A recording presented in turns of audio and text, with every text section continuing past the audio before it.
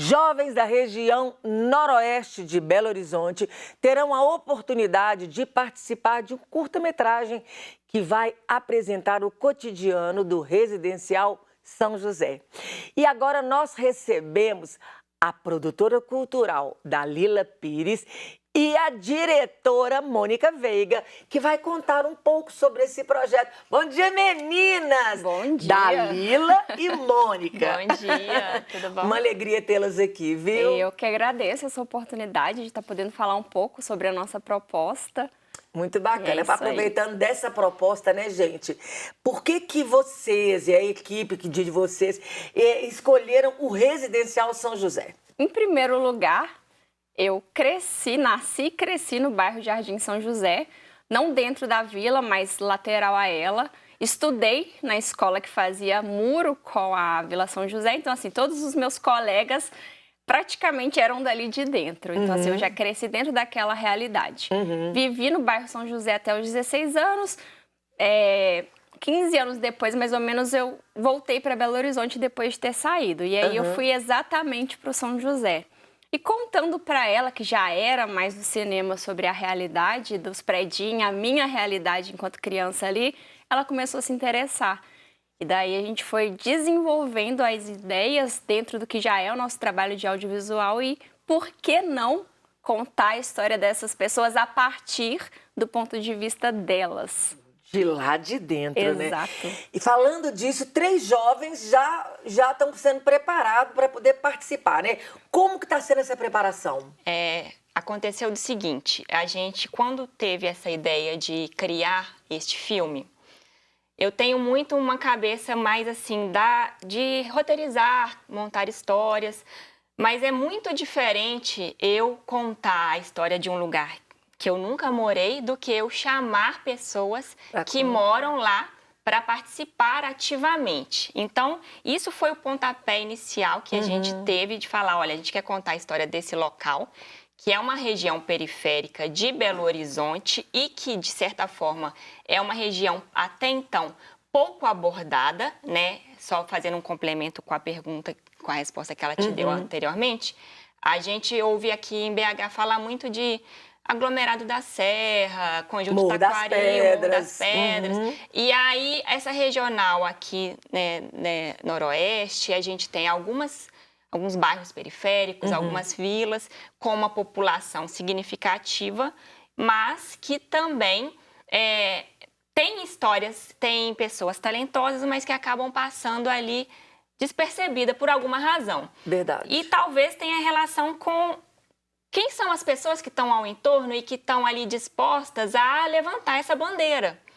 E uma vez que nós moramos na região, por que não contar a história da região? Por que não trazer esse olhar sobre a periferia, que é amplamente marginalizado, indiferente, né? invisível. Exatamente. E a nossa ideia é propor uma nova ótica para a gente conhecer melhor quem são essas pessoas. E por conta disso, nós tivemos a ideia de trazer esses jovens, né? Os jovens é a força do futuro. Então, eles estão ali, eles cresceram vendo aquela realidade, eles não conhecem tudo pela limitação da idade, mas estão imersos e é a partir deles que o amanhã desses lugares vai ser construído. Nossa, que bacana isso, viu, Mônica? Já tô doida pra ver. Show de bola. Muito bacana. Imagino o alvoroço que já tá lá dentro desse condomínio, da vila, disso aí tudo. Os meninos foram selecionados. E como que foi feita essa seleção? A gente fez um chamamento público através da nossa rede social. E aí, aquelas pessoas que atendessem alguns critérios básicos, como idade, a gente deu preferência também para segmentos que são ditos marginalizados, né? E aí, com esse formulário lançado, algumas pessoas foram lá, se inscreveram. Nós até prorrogamos a inscrição para dar oportunidade para ampliar, né? Claro, para incluir todo mundo, exatamente. Né, gente? E Nesse final de semana, as inscrições foram encerradas e já fizemos a seleção dos 3 participantes. E aqueles que se inscreveram, que não foram selecionados? Olha, a gente está recebendo, inclusive, muita mensagem no privado da nossa rede social, de pessoas de lá de dentro que ou não têm a faixa etária ou não foi selecionado, que querem, de alguma maneira, participar. E, obviamente, nós queremos ouvir essas pessoas, nem que seja para fazer ali um apanhado geral do que é os predinhos do ponto de vista delas. Então, assim, nós não vamos fechar a porta para essas pessoas. Maravilhoso isso. O nome é Os Predinhos é Nós. É isso. Por que esse nome? Eu queria que vocês situassem para o nosso telespectador a Vila São José? São muitos predinhos. Como que é o local? Esse local, ele hoje existe a partir de uma política habitacional que foi feita, né? Até o começo ali há uns 10 anos atrás aproximadamente, era uma favela, era uma grande vila, com aglomerados residenciais, esgoto correndo a céu aberto. E aí, essas pessoas que moravam no local, elas foram transferidas para apartamentos construídos no mesmo lugar.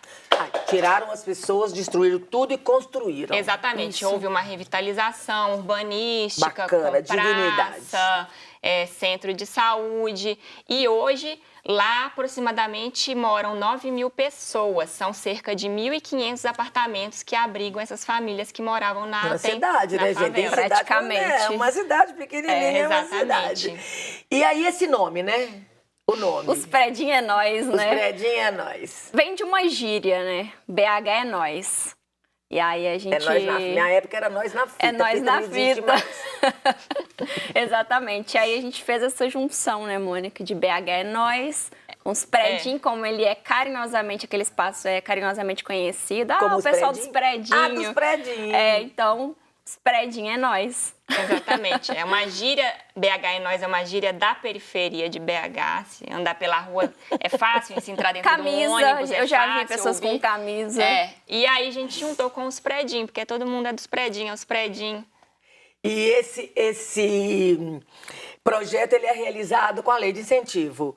Como que foi para conseguir? Como que foi essa... É uma peleja, né, gente? É uma batalha, né? Tudo na vida a gente tem que Com dar a batalha nossa que é bom, batalha. gente. Com batalha que é bom. Exatamente. E aí a gente desenvolveu a ideia, abriu a oportunidade através da prefeitura, a gente se inscreveu com a nossa proposta, abençoadamente nós fomos aprovadas e cá estamos nós tendo a oportunidade de materializar uma ideia tão bacana, tão agradável pra gente, que é essa de dar voz a essas pessoas através do filme. Maravilhoso, maravilhoso, dar voz a essas pessoas ali. Você já tem o público todo ali, né? E lógico, vai chegar muita gente, mas é maravilhoso isso, dar voz a essas Sim. pessoas. Quando que começam as gravações?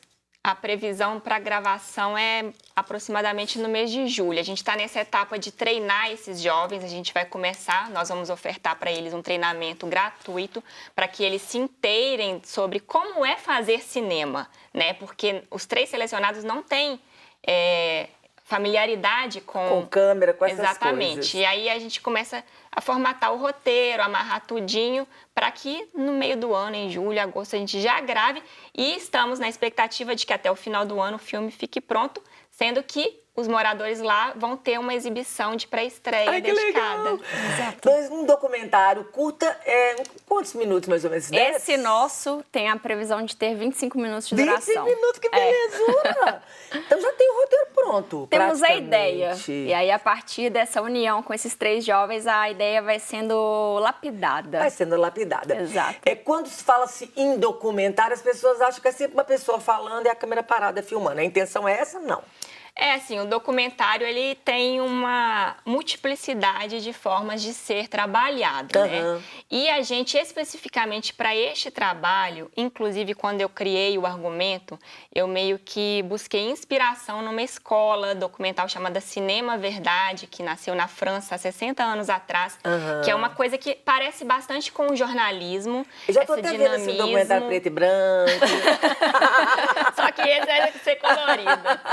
Mas o dinamismo de ter um equipamento mais leve e a gente equipe fazendo acompanhando. parte do processo de construção do filme, né? Bacana, Também. né? Bacana. É. Uma coisa da pegada dos predinhos, uma coisa jovem, que vai falar exatamente com a moçada aquilo que é, né?